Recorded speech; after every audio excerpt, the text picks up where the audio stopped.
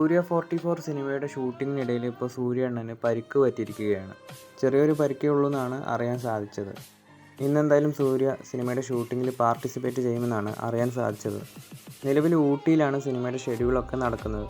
ചിയാൻ വിക്രമിൻ്റെ തങ്കലാൻ സിനിമയുടെ online booking ഇപ്പോൾ തുടങ്ങിയിട്ടുണ്ട്. ഓഗസ്റ്റ് 15-നാണ് സിനിമ തിയേറ്ററുകളിലേക്ക് എത്തുന്നത്. ഇനി 3 ദിവസത്തെ ഷൂട്ടിംഗ് കൂടി കംപ്ലീറ്റ് ചെയ്താൽ അജിത്തിൻ്റെ വിടാമുയർച്ചി സിനിമയുടെ ഫുൾ ഷൂട്ട് കംപ്ലീറ്റ് ആവും.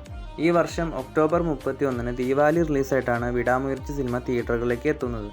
SKARM സിനിമയിലേക്ക് ഇപ്പോൾ ബിജു മേനോനും കൂടി എത്തിയിരിക്കുകയാണ്. ബിജു മേനോനെ വെൽക്കം ചെയ്തുകൊണ്ടൊരു വീഡിയോ ഇപ്പോൾ സിനിമയുടെ ഭാഗത്തുനിന്ന് പുറത്തു വന്നിട്ടുണ്ട്.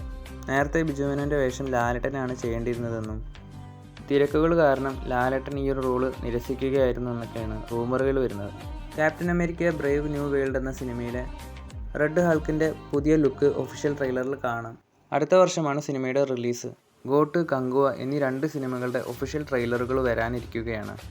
ഗോട്ടിൻ്റെ 3rd സിംഗിൾ നിരാശപ്പെടുത്തിയെങ്കിലും ഇപ്പോൾ സിനിമയുടെ ഭാഗത്തുനിന്ന് പുറത്തു വന്ന 2 പോസ്റ്ററുകൾ സിനിമയുടെ ഹൈപ്പ് വീണ്ടും ഉയരുന്ന കാഴ്ചയാണ് ഈ ഒരു പോസ്റ്ററുകളൊക്കെ കാണുമ്പോൾ നമുക്ക് മനസ്സിലാവുന്നത്. ഓൾഡായുള്ള യങ് വിജയുടെ ഒരു യങ് വെർഷൻ നമുക്ക് ഈ ഒരു പോസ്റ്ററിൽ കാണാം.